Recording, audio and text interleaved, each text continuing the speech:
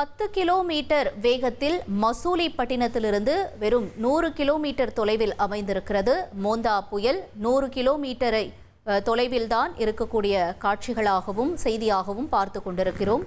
தொடர்ந்து இது இன்று மாலையோ அல்லது இரவோ கரையை கடப்பதற்கான வாய்ப்புகள் இருக்கும் என்று எதிர்பார்க்கப்படுகிறது. மசூலிப்பட்டினத்திலிருந்து வெறும் 100 கிலோமீட்டர் தொலைவில் இந்த மோந்தா புயல் மையம் கொண்டிருக்கிறது. முக்கிய செய்தியாக பார்த்தோம். உங்கள் தந்திவன் தொலைக்காட்சியில் கருடா தினமும் காலை 6 மணிக்கு காண தவறாதீர்கள்.